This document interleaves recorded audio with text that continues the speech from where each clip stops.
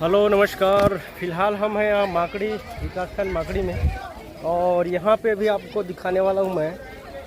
Fire brigade की गाड़ी आई हुई है। आपातकालीन जैसे दुर्घटना होती है, आग जल जाती है किसी घर में या कोई जगह दुर्घटना होती है, और आपदा से संबंधित ये एक डेमो दिखाया जाएगा। यहाँ पे ट्रेनिंग चल रहा है उसका, और मैं भी आपको दिखाऊंगा कुछ समय बाद। और यहाँ है ये फायर ब्रिगेड की गाड़ी है। यहाँ जो ट्रेनिंग है, प्रशिक्षणार्थी हैं, उन्हें भोजन भी उपलब्ध कराया जा रहा है। ये सारी सुविधाएं, ये सब चीज़ यहाँ पे तैयारी की जा रही है। उसकी तैयारी के लिए बच्चों को भी यहाँ बुलाया गया है, और बच्चों को भी दिखाया जाएगा डेमो। और पूरी तैयारी के साथ यहाँ पे कोंडागांव डिस्ट्रिक्ट के ज़िला के नगर सेना के सैनिक और फायर ब्रिगेड के कर्मचारी भी आए हुए हैं, तो भी यहाँ पे दिखाए जाएंगे आपको। ये देखिए सामान आपको मैं दिखाना चाहता हूँ। ये है जो आपातकालीन स्थिति में इसको पहन करके बचाव के लिए इसको यूज़ किए जाते हैं। यहाँ पे हेलमेट देख रहे हैं। ये फायर जब आग लग जाती है उसको बचाने के लिए ये है। और यहाँ पे बहुत सारे कर्मचारी हैं, और बच्चों को भी बुलाया गया है ताकि इसको दिखाया जाए डेमो को, और बताया जाए कि किस तरह से हम आपातकालीन स्थिति में बचाव कर सकते हैं। यहाँ पे आसपास के स्कूलों के बच्चों को भी बुलाया गया है। और सारे बच्चों बचाऊंगा कि शिक्षक साथी थोड़ा सा यहीं पर पास में आ जाए सर, इस रूम में आ जाए, और जो हमारे शिक्षक साथी हैं वो इस रूम में आ जाए। और जो डेमोस्ट्रेशन के लिए हमारे जो कोंडागांव से अधिकारी आए हैं वो आपको आपदा प्रबंधन के बारे में बताएंगे। क्योंकि प्रारंभिक में बता दो, बहुत शिक्षक सुन पाए थे कि हम लोग का जो है जूनियर रेड क्रॉस प्रशिक्षण 3 दिवस का चल रहा था, जिसमें आज अंतिम दिवस है, जिसमें हमने छत्तीसगढ़ नगर सेना कोंडागांव से विशिष्ट अधिकारियों को जो छत्तीसगढ़ आपदा प्रबंधन के बारे में उनको बृहद जानकारी है। जैसे हम बाढ़ ग्रसित हो तो कैसा करेंगे, आग से झुलस रहे तो कैसा करेंगे, सिलेंडर यदि लीक हो रहा है तो कैसे करेंगे, सिलेंडर में आग लग रही है तो कैसे करेंगे। ये मेजर प्रॉब्लम होता है जब हम घरेलू कुछ भी चीज उसका इस्तेमाल करते हैं।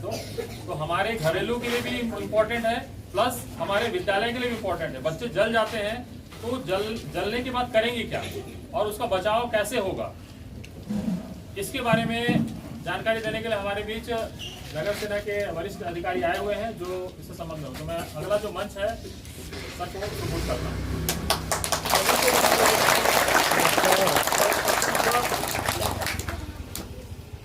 अग्निशमन शाखा से पदस्थ हूँ। आपको यहाँ से रेड क्रॉस क्लास चल रहे वही सबको लेटर दिया गया है कि इनको आपदा संबंध में, आपके संबंध या बाढ़ के संबंध में कुछ जानकारी। तो मैं बेसिक जानकारी दे रहा हूँ, जिसमें आग क्या चीज है, आग बनती कैसे, आग अनुमान किस चीज से बनती है, हवा, ताप और ईंधन। इसमें से एक चीज अगर अलग हो जाता है तो आग नहीं लगती। और इसको मुख्यतः 3 प्रकार से ही बुझाया जा सकता है। एक ठंडा करना, जैसा पानी डाल के ऊपर ठंडा कर देते हैं, एक अलग कर देते हैं। जब 3-4 लकड़ी एक साथ जल रहा तो आग उत्पन्न होगी, आग को अलग अलग कर देने से आप स्वतः बुझ जाता। और एक होता है ढक दिया जाए, जिसमें हवा उसको ना मिले, ढक कर। 3 चीज से अपन इसको बुझाते हैं। और आग को हमारे भारत में 5 कैटेगरी में बांटा है, A, B, C, D, E, F। पहले एक कैटेगरी का होता है ठोस चीज, जैसे लकड़ी, घास, जो ठोस होते हैं वो जलन। दूसरा होता है आपका तरल पदार्थ। तीसरा होता है धातु, गैस। तीसरा गैस में आता है, जो घरेलू गैस वगैरह होते हैं, गैस का है। चौथा है आपका धातु का, और 5वां है आपका तेल। और इंटरनेशनल में 6 कैटेगरी की है, इसमें इलेक्ट्रिक का 6 कैटेगरी में कि इंटरनेशनल में, और भारत में 5 कैटेगरी में बांटा है आपको। तो अपन कहीं आग लग जाते हैं, आग लगने से तो भागना नहीं, अपन अनदेखा कर देते हैं। कहीं भी आग छोटा मोटा जगह अनदेखा कर देते हैं, रिस्पॉन्स नहीं देते हैं। ये आगे चल के नुकसानदेह होता है, तो उसको रिस्पॉन्स देना है।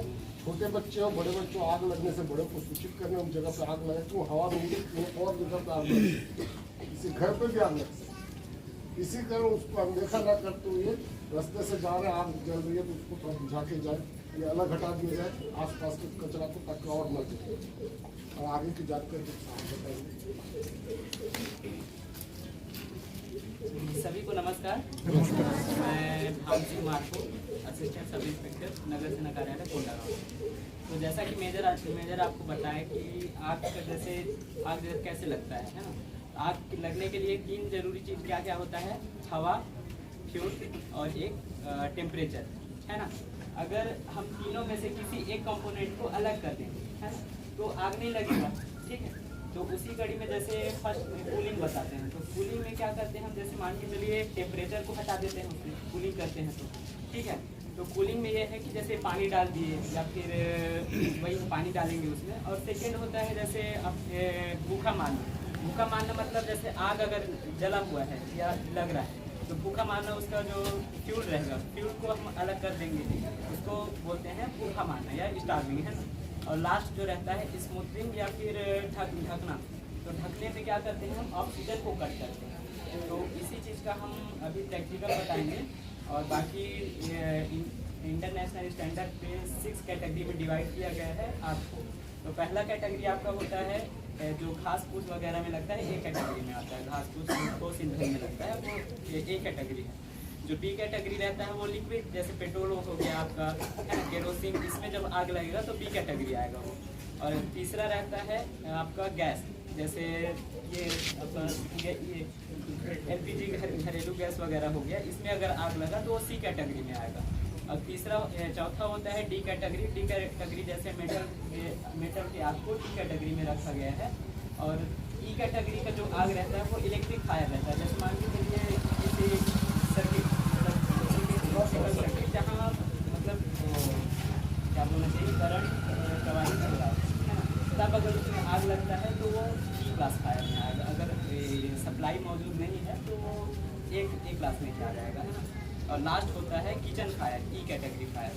तो किचन फायर जैसे कुकिंग ऑयल वगैरह किचन में जो आग लगता है वो ई क्लास में आता है। और बाकी अभी हम लोग आपको कूलिंग, स्टार्टिंग और ये स्मूथिंग, ये तीनों मेथड करके दिखाएंगे। और चीज बताना जरूरी है, सभी स्कूल के टीचर या प्रिंसिपल, विशेषकर प्रिंसिपल को इस चीज को ध्यान देना पड़ेगा कि अपने स्कूल का फायर का एनओसी करवाएं। और साथ में स्कूल में 2 बाल्टी पानी में रेती, 2 बाल्टी में पानी रखें। तो प्राइवेट स्कूल हो चाहे सरकारी स्कूल, उनको एनओसी कराना अनिवार्य है। और प्रिंसिपल को नैतिक जिम्मेदारी है कि अपने स्कूलों का वो एनओसी करवा, फायर एनओसी करवा।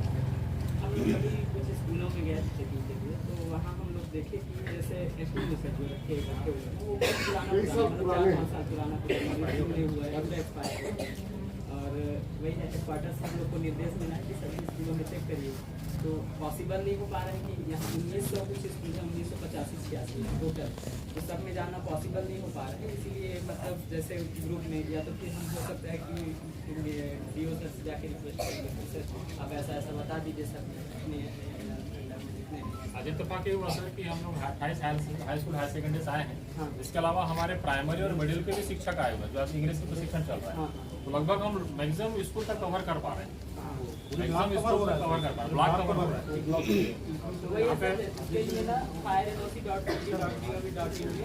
मतलब आप जाके अप्लाई कर सकते हैं उसमें।